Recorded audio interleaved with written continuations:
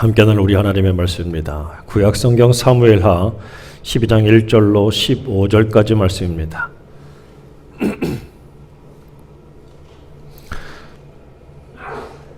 구약 479쪽에 있습니다. 저와 함께 한 목소리로 말씀을 같이 봉독합니다. 시작.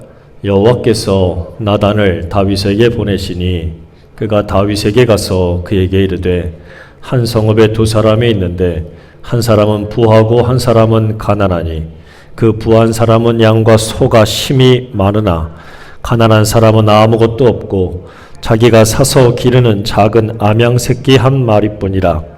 그 암양 새끼는 그와 그의 자식과 함께 자라며 그가 먹는 것을 먹으며 그의 잔으로 마시며 그의 품에 누움으로 그에게는 딸처럼 되었거늘 어떤 행인이 그 부자에게 오매 부자가 자기에게 온 행위를 위하여 자기의 양과 소를 아껴 잡지 아니하고 가난한 사람의 양 새끼를 빼앗아다가 자기에게 온 사람을 위하여 잡았나이다 하니 다윗이 그 사람으로 말미암아 노하여 나단에게 이르되 여호와의 살아계심을 두고 맹세하노니 이 일을 행한 그 사람은 마땅히 죽을 자라.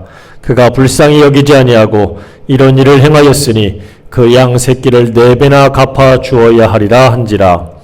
나단이 다윗에게 이르되 당신이 그 사람이라. 이스라엘의 하나님 여호와께서 이와 같이 이르시기를 내가 너를 이스라엘 왕으로 기름 붓기 위하여 너를 사울의 손에서 구원하고 내 주인의 집을 내게 주고 내 주인의 아내들을 내 품에 두고 이스라엘과 유다 족속을 내게 맡겼느니라. 만일 그것이 부족하였을 것 같으면 내가 내게 이것저것을 더 주었으리라. 그러한데 어찌하여 내가 여호와의 말씀을 업신여기고 나 보기에 악을 행하였느냐. 내가 칼로 햇사람 우리아를 치되 암몬 자손의 칼로 죽이고 그의 아내를 빼앗아 내 아내로 삼았도다. 이제 내가 나를 업신여기고 햇사람 우리아의 아내를 빼앗아 내 아내로 삼았은즉 칼이 내 집에서 영원토록 떠나지 아니하리라 하셨고 여호와께서 또 이와 같이 이르시기를 보라 내가 너와 내 집에 재앙을 일으키고 내가 내 눈앞에서 내 아내를 빼앗아 내 이웃들에게 주리니 그 사람들이 내 아내들과 더불어 백주에 동침하리라. 너는 은밀히 행하였으나 나는 온 이스라엘 앞에서 백주에 이 일을 행하리라 하셨나이다 하니 다윗이 나단에게 이르되 내가 여호와께 죄를 범하였노라 하매 나단이 다윗에게 말하되 여호와께서도 당신의 죄를 사하셨나니 당신이 죽지 아니하려니와 이 일로 말미암아 여호와의 원수가 크게 비방할 거리를 얻게 하였으니 당신이 낳은 아이가 반드시 죽으리이다 하고 나단이 자기 집으로 돌아가니라. 우리아의 아내가 다윗에게 낳은 아이를 여호와께서 치심에 심히 앓는지라. 아멘. 한 번 더 기도합니다. 아버지 하나님, 은혜와 사랑을 감사합니다. 귀한 말씀 앞에 섭니다. 오늘도 주시는 말씀을 통하여 하나님의 음성을 듣게 하시고 하나님의 뜻대로 온전히 행하며 살아갈 수 있도록 도와주옵소서. 인도하시고 함께 하시는 예수님의 이름으로 기도드립니다. 아멘.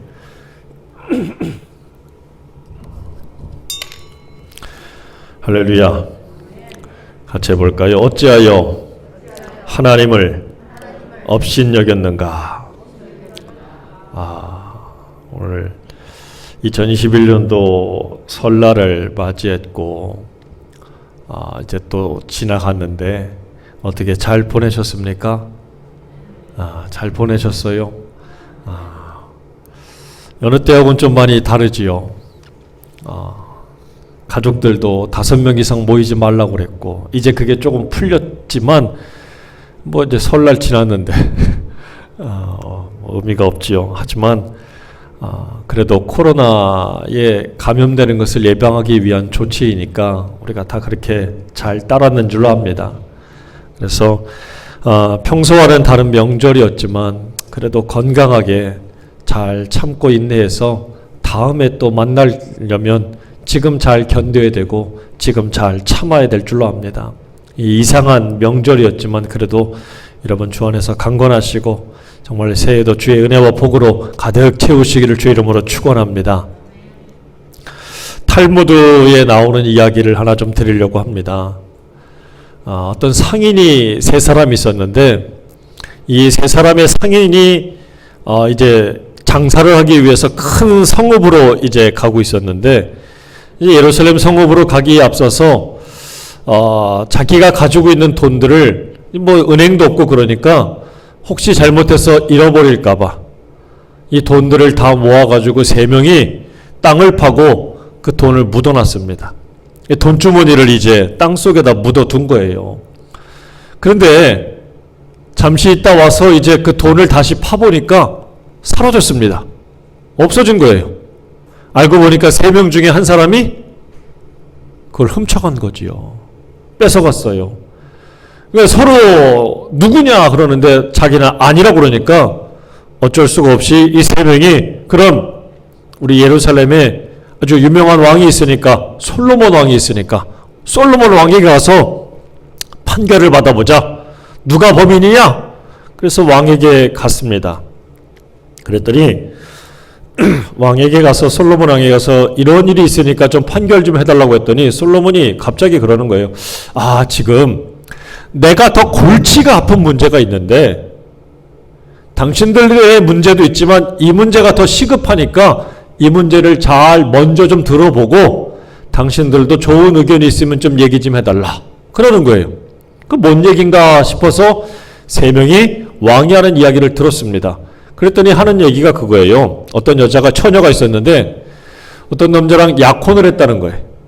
약혼을 했는데 얼마 지나지 않아서 다른 남자가 생긴 거예요. 더 좋은 남자가 생겨서 위자료를 줄 테니까 이 약혼을 파기해다오. 여자가 먼저 그렇게 얘기한 거예요. 그 남자가 가만히 듣더니 화가 나지만 알았다고. 그리고 위자료는 필요 없다고 얘기를 했습니다. 그렇게 해서 이 사람들이 헤어졌어요. 그런데 이 여자가 돈이 많은 여자예요. 처녀가 돈이 많아. 그러니까 갑자기 어떤 노인이 이 여자를 납치했습니다. 노인이 여자를 납치했어요. 그리고선 자기랑 결혼하자고 얘기하는데 처녀가 또 부탁을 합니다. 전에 있던 약혼자도 나를 위해서 아무런 조건 없이 위자료도 받지 않고 약혼을 파기해 주었습니다. 그러니 노인장께서도 저를 위해서 이 위자료도 받지 마시고 좀 저를 풀어주세요 라고 부탁을 했어요. 그랬더니 노인장도 아무런 돈도 받지 않고 그냥 그 여자를 풀어주었답니다. 그랬더니 솔로몬이 이제 이렇게 이야기하는 거예요. 그러면 이 사람들 중에서 가장 칭찬받을 만한 사람은 누구인가? 라고 질문을 하는 거예요. 그랬더니 첫 번째 상인이 가만히 듣다가 대답을 합니다. 그 약혼자지요. 남자 약혼자. 아무런 위자료도 받지 않고 순순히 여자 처녀의 그 약혼을 파기해 줬으니까 이 사람이 칭찬받을 만한 사람이지요. 그랬더니 두 번째 사람이 그래. 아니에요. 처녀예요. 처녀. 용기를 내서 자기랑 사랑하는 사람과 결혼하기 위해서 진짜가 아닌 사람들, 그냥 그런 사람들을 용기 있게 이 결혼식을 안 하겠다고 용기 있게 이야기했으니까 처녀가 칭찬받을 만한 사람입니다. 이렇게 대답을 해요. 그랬더니 세 번째 사람이 대답을 합니다. 나는 도통 뭔 얘기인지 하나도 모르겠어요. 이해가 안 가요. 뭐가 처녀가 있고 위자료가 있고 도대체 돈을 줬다가 안 받는 데는 뭔 말인지 하나도 모르겠어요. 그러는 거예요. 그랬더니 그 말을 가만히 듣던 왕이 이야기합니다. 내 놈이 범인이다. 왜 범인인 줄 아십니까? 이 이상한 이야기지만 이 이상한 이야기를 왕이 할 때에 첫 번째, 두 번째 상인은 아주 귀담아 들었어요. 사람과 사람 사이의 관계에 대해서, 사랑에 대해서, 약혼에 대해서 뭐 이런 관계를 가지고 쭉 이야기를 이상한 이야기지만 쭉 들어주었는데 세 번째 사람은 그런 거에 대해서 조금도 관심이 없는 거예요. 오직 뭐에 관심이 있는 거예요?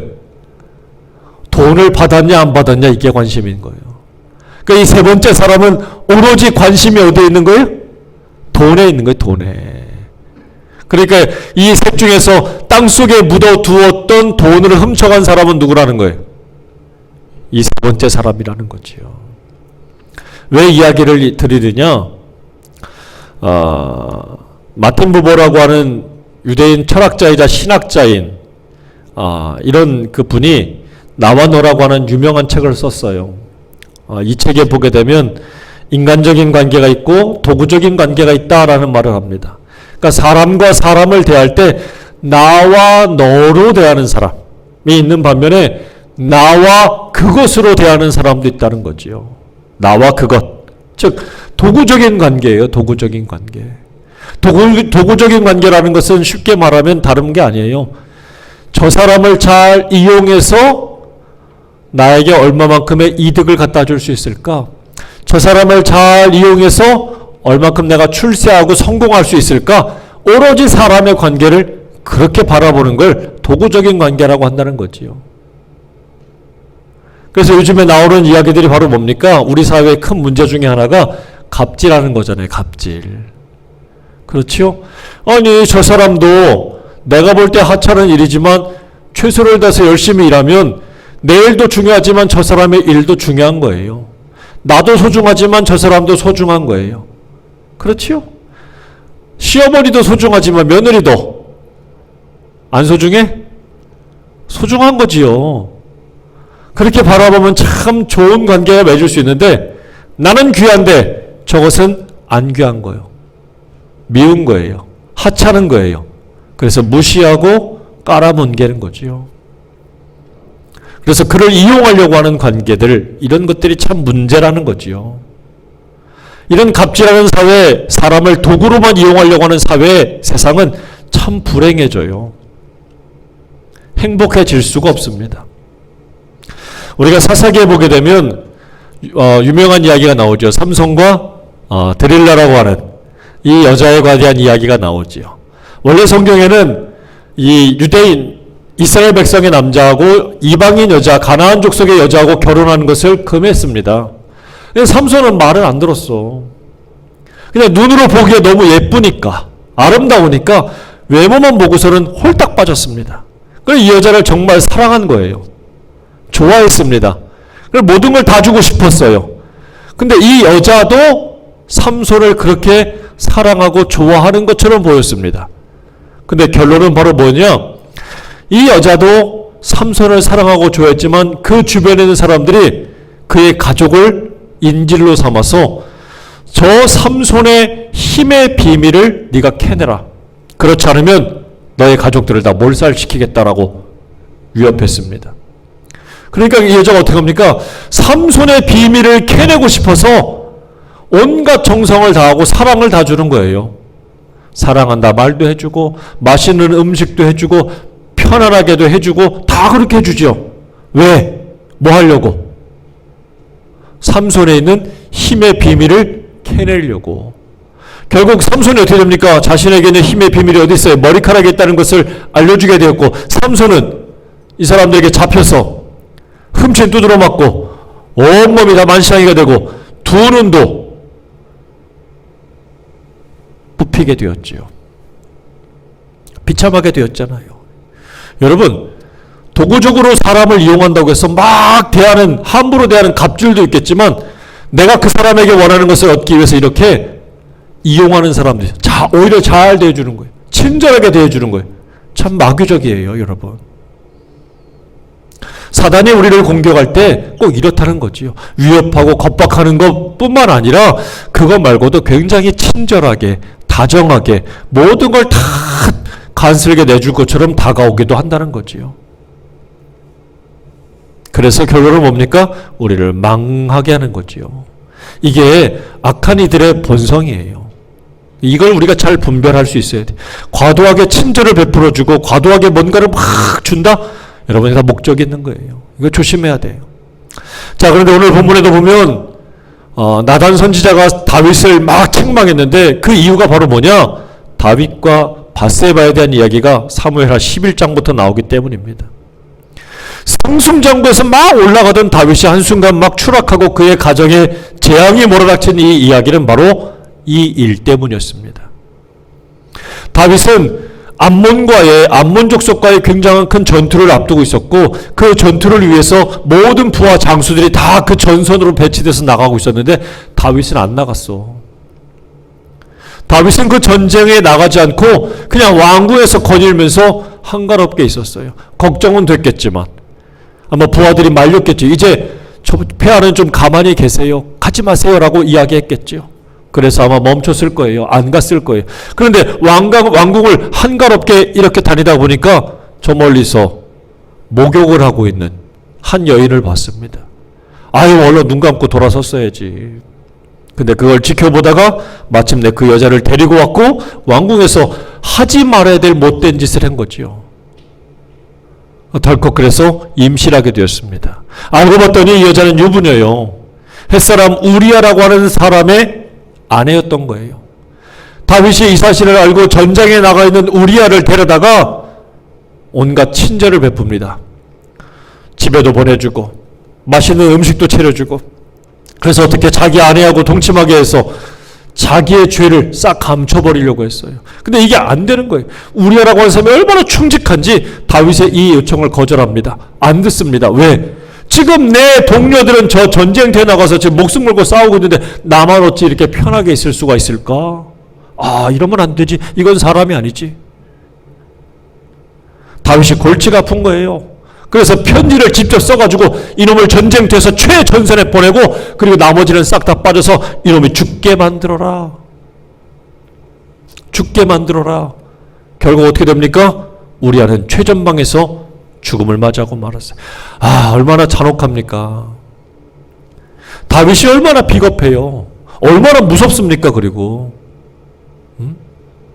다윗의 이런 모습을 보면 참 안타깝잖아요. 한순간 이런 죄악을 저질렀어요. 여러분, 이게 무엇입니까?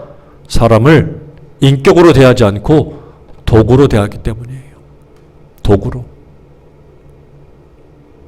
내가 쓰고 쓸 때 필요할 때 쓰고 필요 없으면 어떻게 하는 거예요? 버리는 거지. 연장 쓰다가 망가지면 어떻게 해요? 고쳐 쓰기도 하지만 안 되면 버리기도 하잖아. 다윗이 한순간에 지금 이와 같은 모습을 보였어요. 여러분, 다윗이 누굽니까? 하나님께 합한 사람이라고 칭찬받고 인정받은 사람이잖아요. 다윗은 정말 어렸을 때 그 골리앗을 물리치던 아주 용기 있는 소년이었고 심지어 사울에게 막 쫓기고 도망다닐 때도 오로지 하나님만 의지했던 그런 신실한 믿음의 사람이에요. 그런 거짓말을 못하는 사람이에요. 정말 겸손했고 하나님만 따랐고 하나님만 섬겼고 자기를 따르는 수많은 부하들을 사랑했던 사람이에요.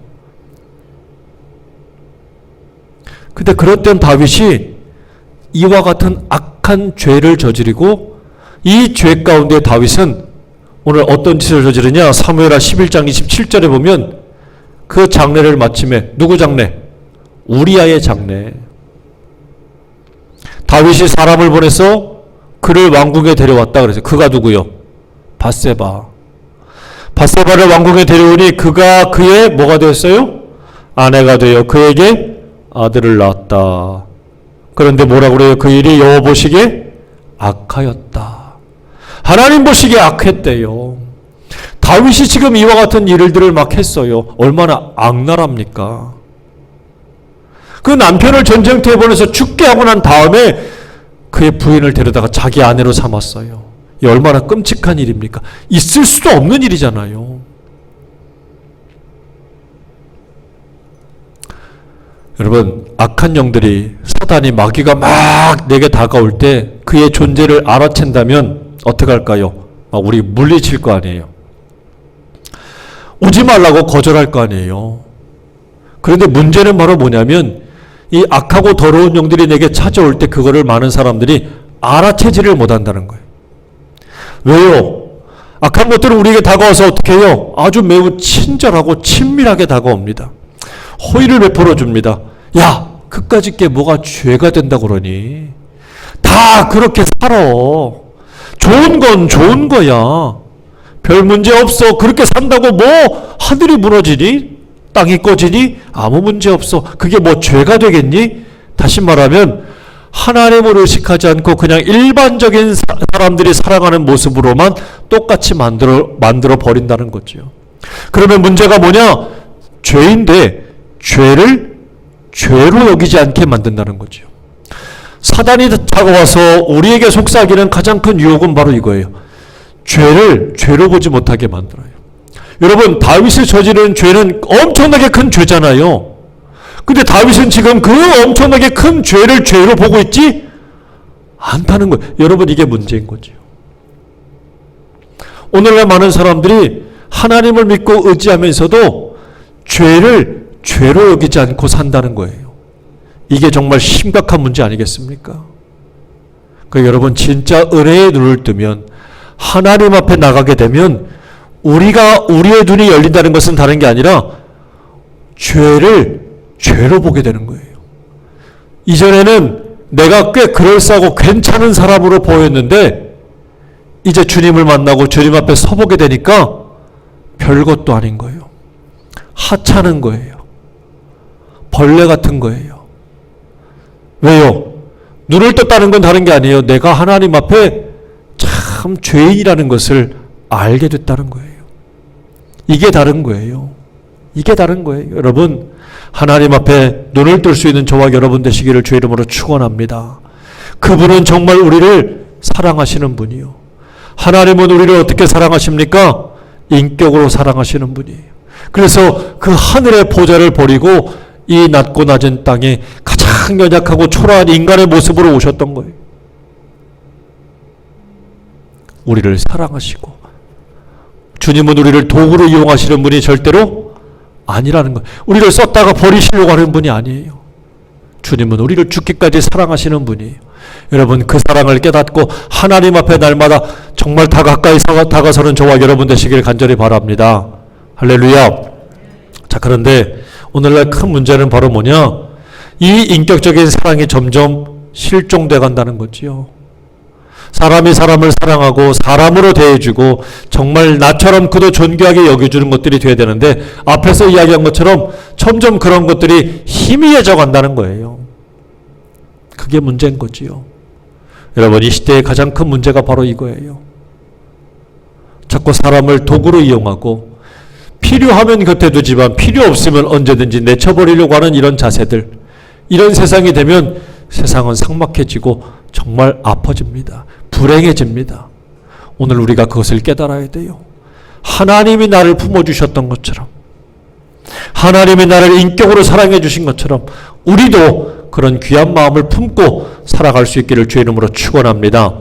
자, 이것을 오늘 책망하는 사람이 나와요. 오늘 우리가 읽은 본문에 보니까 나단 선지자가 나오잖아요. 다윗에게 가서 아무도 다윗의 죄를 가지고 죄라고 지적하고 있는 사람이 없었어요. 알고는 있었지만 감히 다윗에게 가서 당신 큰 죄를 저질렀어 라고 말하는 사람이 없었는데, 나단 선지자는 가가지고 그걸 이야기하는 겁니다. 근데 다윗에게 직접 이야기하면 못 알아들을까봐 그에게 가서 돌려서 이야기하는 거예요. 돌려서. 어떻게 돌립니까? 어떤 사람에게 양이 있었는데 이 암양 한 마리를 사갖고 와가지고 정말 정성을 다해서 열심히 그것을 키웠다는 거예요.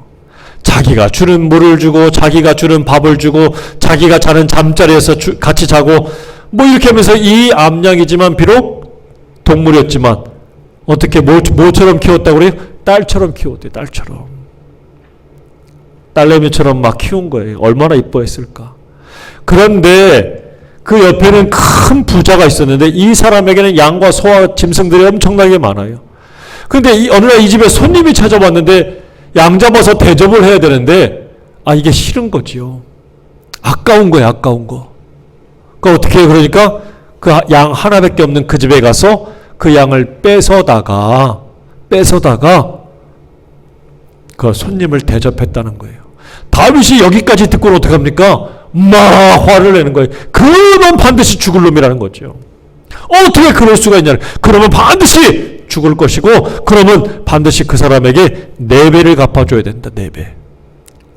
보상해줘야 돼. 자, 5절과 6절에 분명히 다윗이 그렇게 이야기하지요. 죽일 놈이라고 그러고 4배나 갚아주라고. 자, 그런데 나단이 그 얘기를 다 듣고 뭐라 그럽니까? 나단이 다윗에게 이르되 당신이 그 사람이다. 네가 바로 그 죽을 놈이야. 4배나 갚아줘야 될 놈이 바로 너야. 나단이 그렇게 이야기했더니 다윗이 어떻게 합니까? 할 말이 없는 거예요. 할 말이 없는 거예요. 나단이 지금 이 이야기를 꺼낸 다음부터 다윗에게 굉장히 많은 저주, 하나님의 심판, 하나님의 책망, 하나님의 형벌을 막 쏟아붓고 있어요. 다윗이 말도 못해요. 아무런 말도 못해요. 네가 바로 그 죽일 사람이다. 근데 여기서 다윗이 참 놀라운 건 바로 그거예요. 시켜라 라고 하지 않습니다. 내가 바로 그 죄인입니다. 순순히 인정을 합니다. 여러분, 바로 여기에 희망이 있는 거예요. 여기에 소망이 있어야 돼요. 우리는 우리의 죄를 지적할 때에 대부분 다 열이면 열 거절하죠. 아니라고 하죠. 시침이 떼고 잡아떼지요. 근데 다윗은 그 자리에서 어떻게 합니까? 그 죄를 순순히 다 인정합니다. 이 차이가 다윗을 만들어낸 거예요. 하나님 마음에 합한 사람이 된다는 것은 바로 여기서 시작해야 되는 것입니다. 죄를 죄로 보게 되고 죄를 죄로 보게 한 사람을 바로 그 앞에서 그 자기의 죄를 인정하는 이것이 바로 하나님 마음에 합한 사람의 시작이 된다는 거예요. 사랑하는 여러분,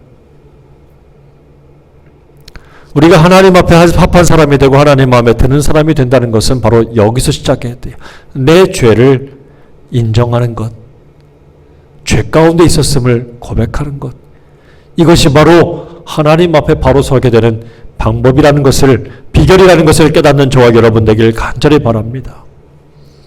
앞에서도 이야기했지만 이 시대의 문제는 바로 이런 거예요. 한없는 힘으로 짓누르는 거지요. 소위 갑질하는 거예요. 다윗은 바로 그런 자리에 있었어요. 왕의 자리에서 모든 걸 다 누릴 수가 있고 왕의 자리에서 모든 걸 다 뺏을 수가 있는 그런 자리였어요. 갑질하는 사람이지요. 근데 사람이 이렇게 될 수 있고 다윗이 죄인데 죄를 죄로 여기지 않았던 가장 큰 이유가 바로 뭐냐? 오늘 9절에 보면 나단 선지자가 이렇게 이야기하는 이야기 가운데 그 답이 있습니다. 바로 뭡니까?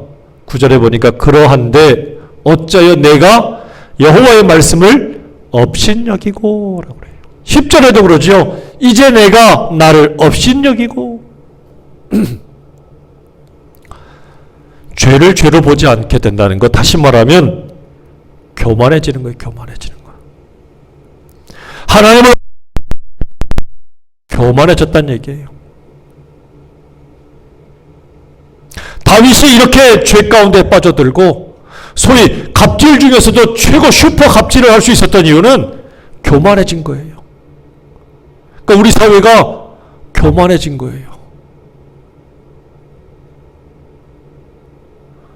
교만한 세상에서 모든 사람들이 자기를 떠받들어 주기를 원하고 다윗도 그랬을 거예요. 자기를 한순간에 동료에서 막 왕으로 이제 막 떠받들어 준 거죠. 전쟁도 나가지 말라고 할 정도로.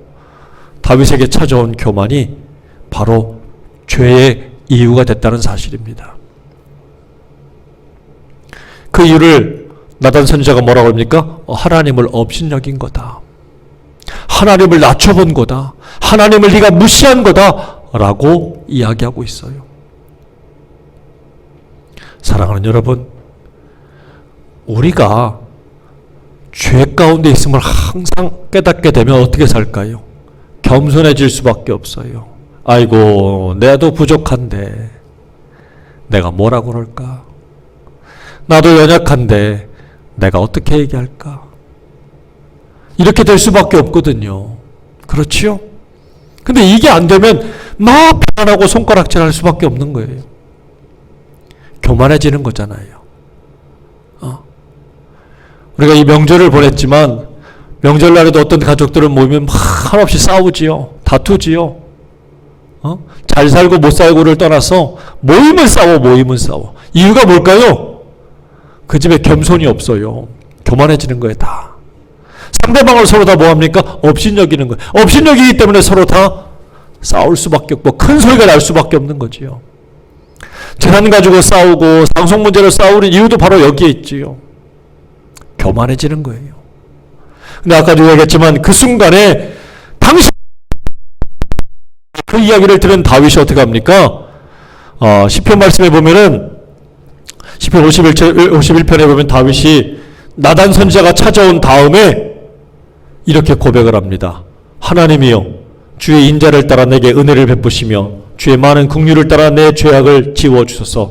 나의 죄악을 맑게 씻으시며 나의 죄를 깨끗이 제하소서. 무릇 나는 내 죄가를 아오니 내 죄가 항상 내 앞에 있나이다. 이게 다윗이 나단 선지자를 만나고 난 다음에 책망을 받은 다음에 고백한 노래예요. 아유 하나님 내가 죄 가운데 있었습니다. 죄가 내 앞에 있습니다. 내 죄를 주세요.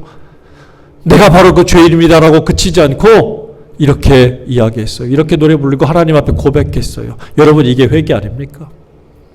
그리고 나서 다윗은 다시 이와 같은 잘못을 저질렀을까요? 안 했어요. 이게 회개예요. 말로만 하고 끝난 게 아니라 정말 그렇게 살았습니다. 그렇게 살았어요. 여러분 우리 주님은 우리를 정말 인격으로 사랑하시는 분이요. 우리 주님은 우리를 이용하기 위해서 필요하면 쓰고 필요 없으면 버리기 위해서 사랑하시는 분이 절대 아닙니다. 우리 주님은 우리를 정말 당신의 생명 피값만큼 피를 흘려서 사실 만큼 사랑하시는 분이에요. 그렇다면 우리도 마땅히 그와 같은 모습으로 사랑해야 될 줄로 믿습니다. 명절은 끝났지만 우리가 사랑해야 될 사람들이 지금도 이 땅에 차고 넘칩니다. 여러분의 가족들 가운데 혹시 명절날 상처를 줬다면 여러분 돌이키는 마음으로 서로 더 사랑하시고 비록 또 이 코로나 때문에 거리가 멀지만 그럴지라도 더 이 말씀 가운데 하나님의 은혜와 사랑을 입은 사람답게 더 사랑할 수 있는 귀한 마음들이 열리시기를 간절히 바랍니다. 나아가 우리 성도들 간에도 더 사랑하는 마음을 품고 올 한 해 우리 주님의 은혜와 사랑으로 더 풍성히 채워져서 더 사랑할 수 있는 마음들로 살아가는 저와 여러분 되시길 바랍니다. 은혜를 입은 자들이요. 하나님의 사랑을 입은 자들이요. 그 은혜와 사랑을 입은 사람답게 더 귀하게 아름답게 사랑하며 살아가는 저와 여러분이 되시기를 주의 이름으로 축원합니다. 기도하겠습니다. 아버지 하나님, 마땅히 하나님의 은혜와 사랑을 입은 사람답게 살아야 될 우리들이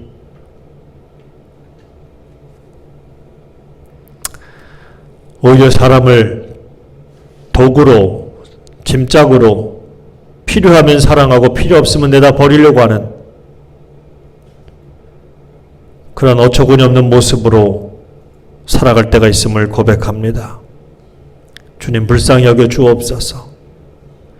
내 속으로 난 자식이라도 필요하면 사랑하지만 필요 없을 때는 굶기고 때리고 버리는 매정한 인간의 모습들을, 죄악된 인간의 모습들을 볼 때에 얼마나 마음이 아프고 무너지는지 모릅니다. 그러나 우리를 위해서 죽기까지 사랑해 주시며 그 피 한 방울 물 한 방울 다 흘리면서까지 사랑하시고 우리를 품어주시는 주님의 그 은혜와 사랑을 깨닫고 주 앞에 섰사오니 그 사랑을 입은 사람답게 하나님 우리가 더 마음을 열어서 이 어렵고 힘든 시절 사랑하며 살 수 있는 주의 자녀들이 되게 도와주시옵소서. 우리에게 사랑할 수 있는 마음을, 주님의 마음으로 대할 수 있는 마음을 더해 주시옵소서. 인도해 주시고 함께 해 주심 믿고 감사하고 예수님의 이름으로 기도드립니다. 아멘.